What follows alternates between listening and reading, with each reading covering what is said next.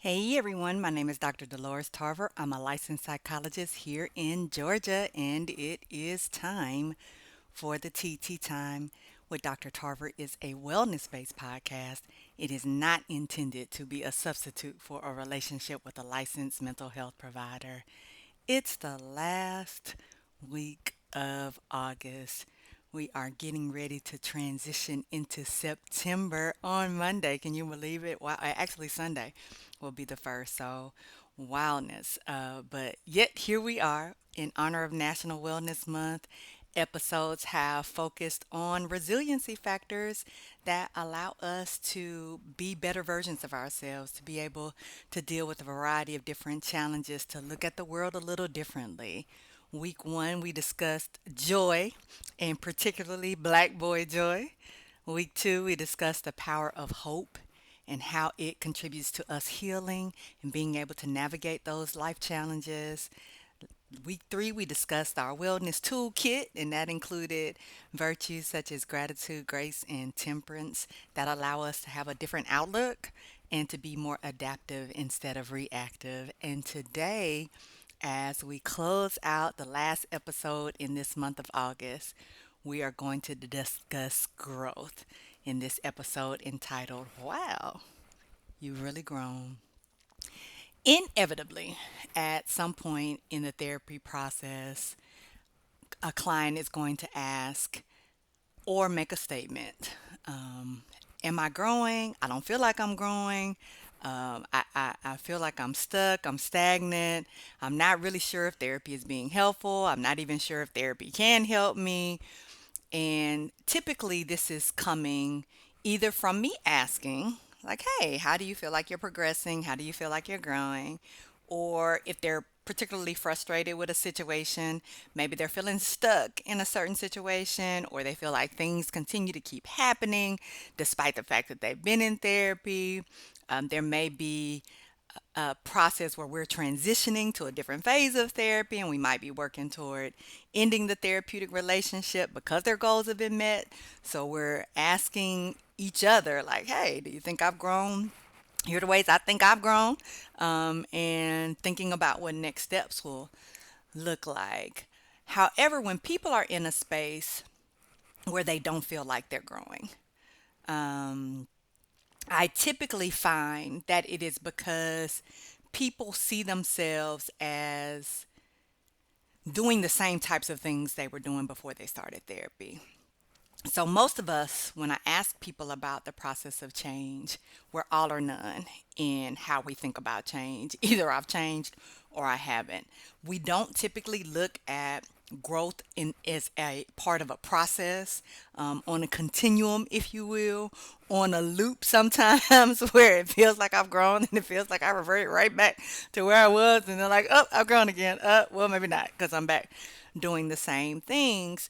But typically what ends up happening is how I'm evaluating that process of change and how a client is evaluating that process of change, or might be a friend or family member, looks different.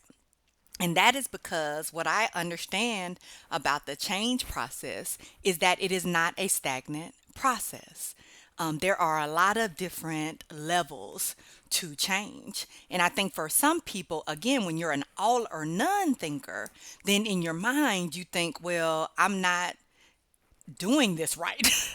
And I think a lot of times, because what we're, I think, essentially trying to think about when we're changing is the end goal.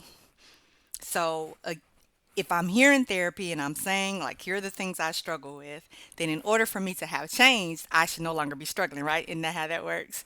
It most certainly is a part of a process, but it definitely is not the beginning of the process or necessarily even the middle of a process. Now, I think most of you at some point have heard about the stages of change to some extent. And typically, what people don't recognize as is that when they're first starting this process of change, that they are not necessarily in the space where they're ready to make the changes that are required. So, say more, Tarver. When people come to therapy, And I'll use therapy as an example because I think it is easier for one, people to not feel like they're being pointed out and targeted, because sometimes we have a hard time being able to accept where we are, and that's fine. We are where we are. But two, because it allows, I think, for a more objective component of the change process, and that's going to be an important aspect. We'll get to that later, so just put a pin in that for right now. But typically, when people come to therapy, something has typically happened that brought them to therapy. So that might have been a death or a loss of a person. It may be conflict in a relationship. That is one of the most common reasons that people come to therapy, is because of relationship concerns. It may be that they're having difficulty on their job. It may be financial stressors. It may be caregiving. It could be just trying to figure out goals. What am I doing with my life? I don't feel like I'm necessarily living, I'm just existing. It could be because there was an accident and there might have been a lot of physical changes that have occurred. And so a person is trying to navigate those things. It could be chronic medical issues that are going on, and a person is just not finding that they're feeling well. But also, sometimes people will go to a doctor and they're looking for something that might be medically wrong, physiologically wrong with them, if you will. But they're referred to a therapist because they recognize, as a medical provider, like there are some other things at play here. We know, for example, how stress can impact the body. It can affect how a person sleeps. Anxiety can cause gastrointestinal issues, right? So there is always a reason why someone comes in. There is never, in all of the time that I've been a psychologist, been a person that didn't come to therapy either as a recommendation from someone else, maybe because they're trying to keep something from ending, like I want to keep my job, I want to keep my relationship, or because they're recognizing like they're not in a good space, they're not well, and they need to do something different. However, when people enter into this process, they're typically at this kind of in between contemplation and preparation. Now, the people that don't want to come to therapy, but maybe are mandated to come, or it is a requirement of, again, like, I'm going to divorce you if you don't go to therapy, or you're going to lose your job if you don't go to therapy. They may still even be in pre-contemplation, where they don't even recognize there is a problem. Like, things are fine. What are you talking about? But also that I recognize that people in pre-contemplation have a hard time accepting responsibility for their behaviors, have a hard time being able to see other people's perspectives about how their behaviors are impacting them.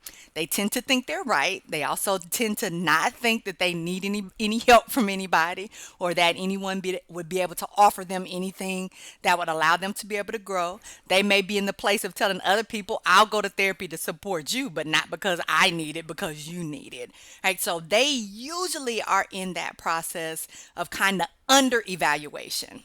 And so what happens in that under evaluation phase of life is that I'm able to see what other people have going on, or sometimes blame other people for what is going on, but I have a less personal responsibility. Like, I'm really struggling with my level of insight and understanding about my own behaviors.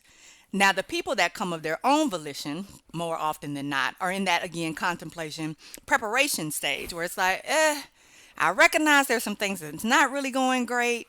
I understand that change probably would be really helpful for me, but I haven't really decided if I want to do the work required to make the changes. Because what we know about changes is, come here, all of us that ever had a goal and half met it.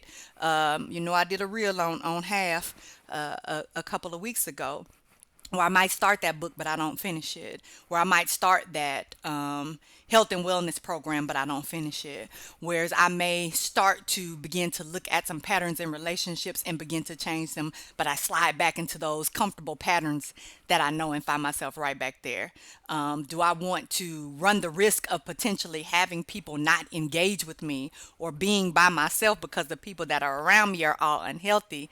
It can be very difficult for us. Like, I know those kids are abusing me. I know they're not treating me well. I know they're adults and they should be taking care of themselves. But if I set boundaries with them, they won't love me. They will leave me.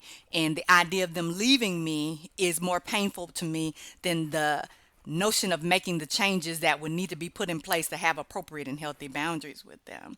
And so this is why we'll see people kind of come in and out of therapy because they're still trying to figure out whether or not they're capable of making that change, and what that would look like for them and if they'd be able to sustain it.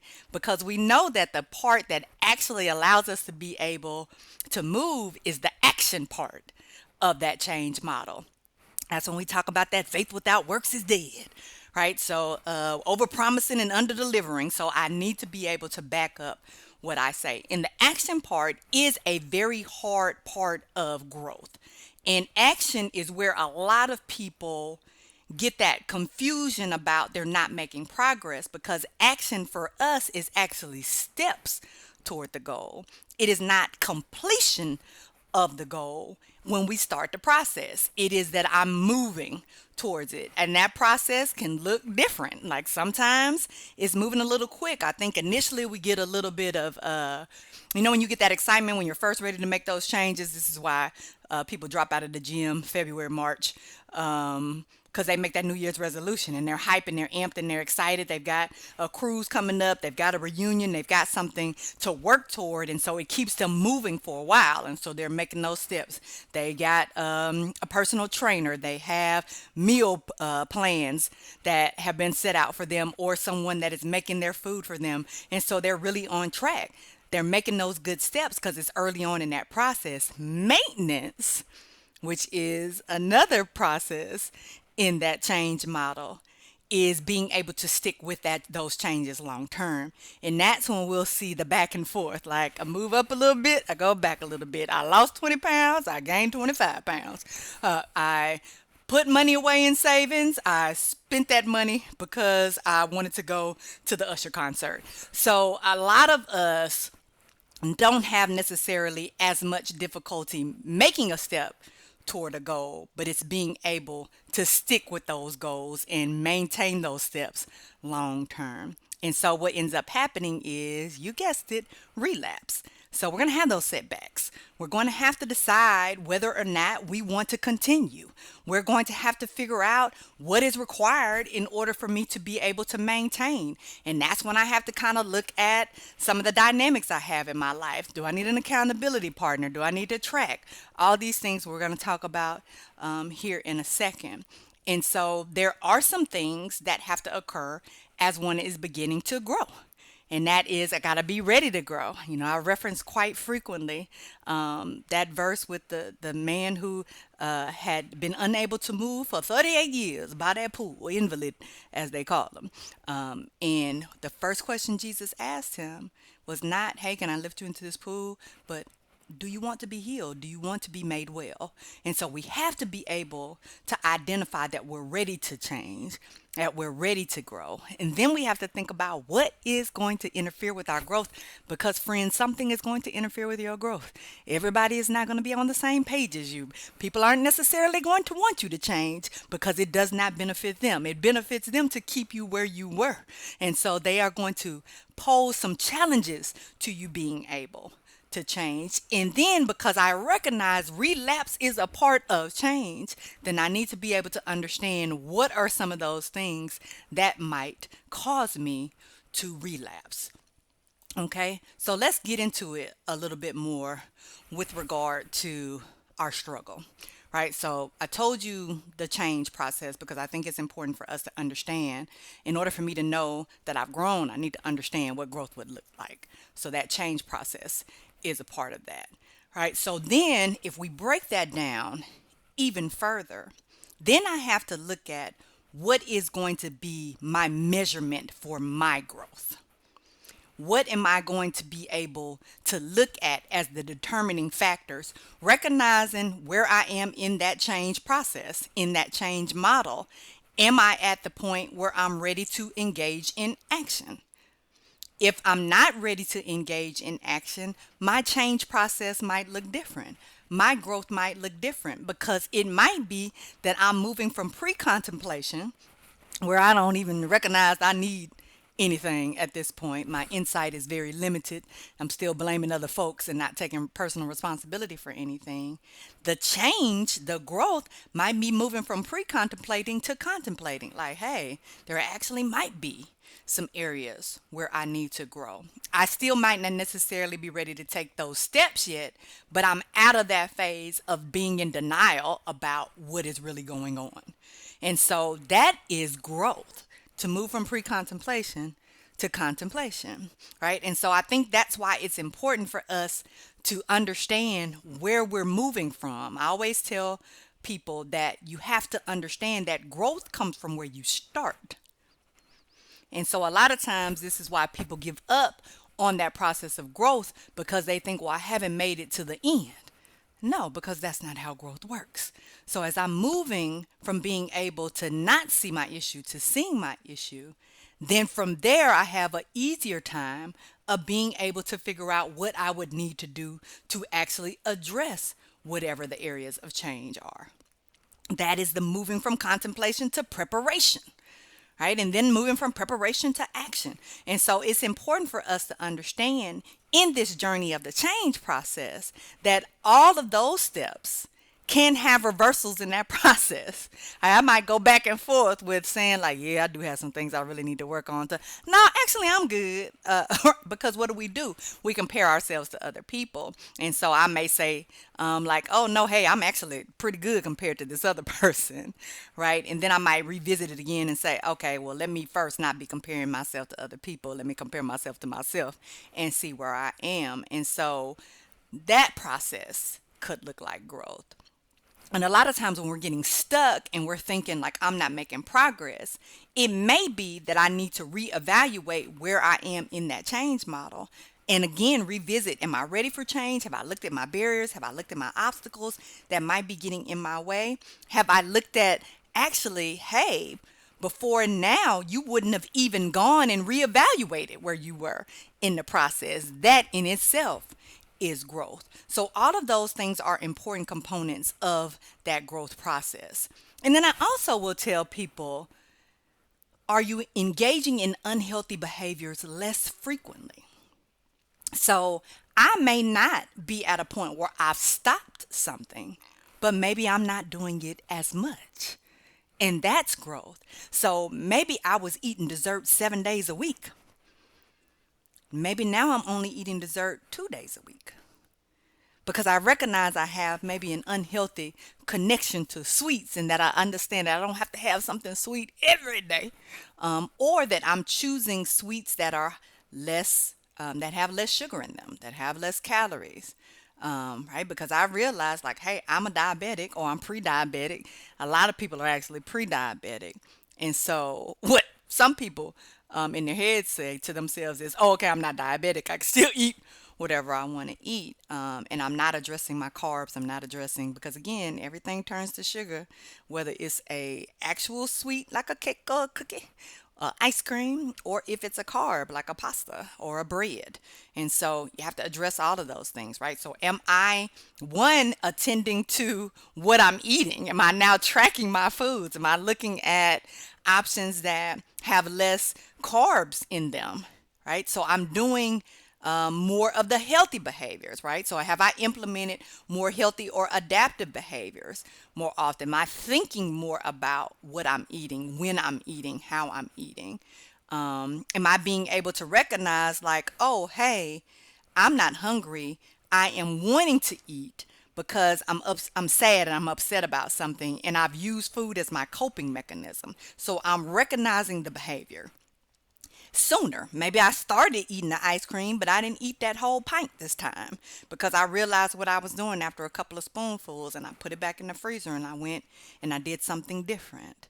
Have I been able to make those adjustments along the way?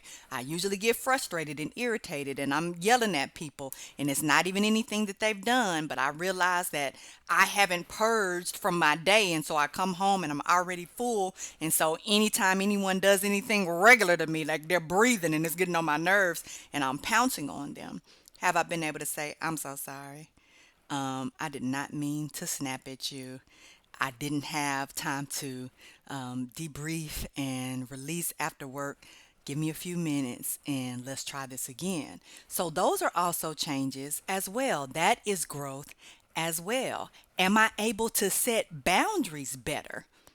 Maybe I wasn't able to set boundaries with anyone. Maybe now I have been able to set boundaries with someone. And so, even if it's not the people that I'm working toward being able to set the boundaries with, maybe that's family or somebody I'm in a romantic relationship with, because that can be harder, but I was able to do it with my coworker. That's growth. Did I go to the gym one day this week as opposed to 0 days like I did last week? That's growth. And so when we're looking at growth, we want to be able to say, what did I do? Again, not just what didn't I do, because that's the piece that allows us to feel like we're not being successful, that we're not progressing. And that's not necessarily the most accurate way to measure your growth. And I think a lot of times we are just looking for the absence of that target behavior, that maladaptive behavior, that behavior I want to change. I haven't grown until I stop doing that completely. And so, because I have that all or none thinking, then what happens? I feel like I failed and I don't feel like I've grown. And what happens when we feel like we fail? We tend to, oh, well, why bother? That's why we stop on those healthy eating journeys and the gym journeys. Like, oh well, this day is ruined, this week is ruined, so I might as well. I will frequently do that before I go on a trip. I might have a goal like, hey, you really want to get yourself back eating healthy and going to the gym consistently. And then a trip comes up, and I'm like, well, about to eat shenanigans anyway, so might as well not be so hard on myself the week before. And all that really does is it gives us an opportunity to just set ourselves in this cycle of starting, stopping, starting, stopping. It doesn't matter if I haven't done everything that I wanted to do, that I desired to do in that week before or in that day.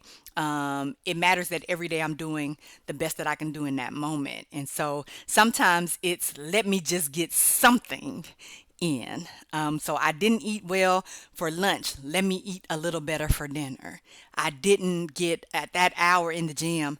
Let me get 15 minutes. And so if we're able to give ourselves grace, as we discussed last week, then we can more effectively measure change, but we're also going to be much more likely to be able to be consistent in that change, which again, our goal, one of our end goals is to move toward that maintenance. So how do we do that, Tarver? When we are measuring change, we can look at it in terms of objective measures of change and then more subjective measures of change. So when I told you to go put a pin in it earlier, we're going to do the objective measures first. So one is to have some goals. And I've talked to you all about goals before. Those goals need to be what? Realistic and measurable. If they're not realistic and measurable, I'm not going to reach them. And I'm also not going to have any way of being able to measure whether or not I'm progressing. So if I just say, get my life together or I need to do better, that isn't anything objective that I can measure. However, if I say I have an ultimate goal of working out 4 to 5 days a week, then I can measure like, hey, I went from 0 to 1. Let me see if I can go from 1 to 2. Then I have something that I can be able to truly look at in terms of some objective progress. That might be a rating form, that might be an app, that could be direct feedback from someone you might be working with, that could be a trainer or a coach, it could be a therapist that is evaluating or measuring. We have assessments that we can give people, but also there's a lot of apps that if you want to track your sleep, am I getting to bed by 10 o'clock at night? I can track that in my phone. Then I can look at how many days I was able to get in the bed by that time. If I'm looking at, okay, how much I want to address my social media usage. I keep pointing this way because my phone is over here. How much I want to address my social media usage, then there's analytics to track how much screen time you had. And so then I can work toward that goal of being able to decrease my screen time. And so the objective measurements, I think sometimes can help people be able to see like, oh, I'm seeing less frequency or I'm seeing more frequency of this behavior that I'm trying to implement, the one that's healthier, the one that's more adaptive. And so it gives people some evidence to support because we need sometimes to be able to see some progress in measurable ways. So I know for some of us, we're looking at a scale. The scale isn't always going to necessarily be the best measure of whether or not you made change and you're making progress in your weight loss goal. And so sometimes we'll do tape. I know the Army does the tape, right? So we're measuring. So because you'll see some shrinkage sometimes faster than you will see the changes on the scale. And we know the scale can fluctuate. Water weight, all the different things. Muscles weigh more than fat does, all the stuff. Right. And so, and at a point, you get to a place where you might kind of look like you're plateauing, but you're noticing physical changes in your body. And so we need some of those things to be able to keep going when we may be tempted to kind of fall back into that relapse. Because again, we think like, oh, it's not working anymore. It's still working. It just looks a little different than it might have looked. Initially, that's where those objective measures can come into place. But also, as you're looking at things that you want to decrease or things you want to add, you also want to maybe look at, hey, I don't have as many symptoms of, right? So sometimes when we're also, I'll use working out as an example, like I'm not as tired, I have more energy. I'm more alert. I'm more attentive. My concentration and my attention is better. So those are other things that we can look at. I don't have as much pain in my body. I am not getting that lull toward the end of the day where I'm getting sleepy because I'm eating better and I'm getting some physical activity. I am doing mindfulness and meditation. I'm listening to a podcast. I'm reading instead of me scrolling. And so I feel a bit more like I've got some hope and some joy toward the end of my day instead of like usually I feel heaviness or I feel anxiety because I'm looking at things that may be feeding some of these emotions in me or some negative cognitions or causing me to engage in some unhealthy behaviors. But when I don't do that, I find that I'm not doing those things and I'm actually doing something that's replenishing me and it's allowing me to have these other healthy behaviors like getting to bed on time, not being so scattered when I wake up in the morning, not being so distracted, not spending so much time on this phone means I'm more engaged with other people, right? So those are some measures that you can look at with regard to the objectivity. And then we have the subjective things, which is that I'm taking personal responsibility for things. And that speaks back to that pre contemplation stage of like, hey, I don't see nothing wrong with me. Like, that's y'all the issue, right? When I get into this place of being able to accept that I'm responsible for my own behaviors, that I can receive constructive feedback from people, that I choose how I want to engage. I'm not a product of people making me do anything. Like, oh, you made me do that. Nah, I was reactive and not responsive. And so I'm recognizing what my values are instead of allowing other people to dictate who I am. I am dictating who I am, who I choose to be, and what I have control over. Another subjective thing I think is just increasing our knowledge about ourselves, those triggers, your patterns, what's going to lead me down the road to relapse.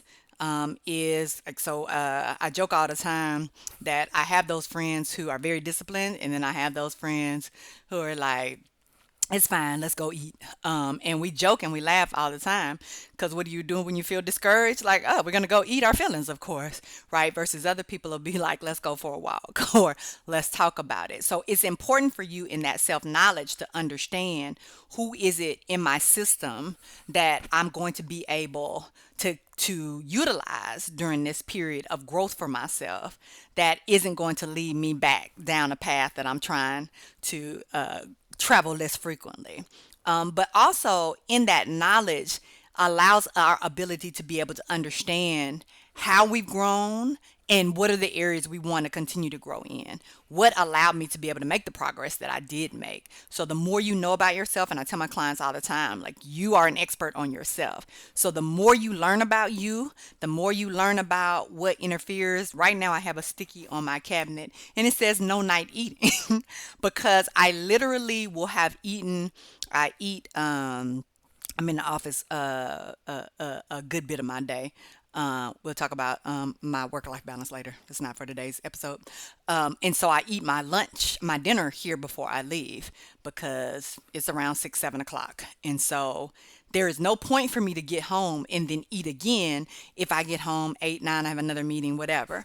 But what'll happen is because I'm used to eating every 2, 3 hours, my body will be like, you just need a little something. But for me, a little something turns into a whole other meal because there is something about me starting to eat that triggers me eating more than I actually need to eat, like overeating. And so on my cabinet, I literally have a very bright, hot pink sticky note that says no night eating. Because when I see that note, when I first walk in, because we walk in through the garage and what's closest the kitchen, and I see that note and I'll laugh every single time. But it allows me to literally come in, drop my stuff, wash my hands, go upstairs. Like, girl, you don't need nothing in this kitchen. Because I recognize, and that's my self knowledge, that a trigger for me is to eat at night, which is going to lead to more eating. But also, what I will tell you subjectively is the growth that you will experience in your relationships, your communication in your relationships, how you invest in your relationships, how you allow other people to invest in you, choosing people who are able to be reciprocal. Those are absolutely subjective aspects of growth. And so it may not necessarily be like the end goal is I want to be married. And you think, well, I'm not married yet, so, I'm not growing. But it is that I recognized that the people that was picking were not people who could actually be partners to me. And so I'm no longer picking these people. I'm picking people who can invest. And so sometimes that means that might not come right away because I'm now not engaging with these people who weren't able to give me that, taking up this time with them and then being upset about the fact that I invested in them when they couldn't be reciprocal. That's growth, being able to be considerate of others, because I know a lot of people struggle with empathy and understanding. We can be very selfish and self-absorbed, and we can think that we're always right, and we can be very harsh when we're talking to other people. And so an aspect of growth may be that now I'm thinking more about my words and the impact that they have, because I recognize and understand that people don't forget how I made them feel. So that might be growth too.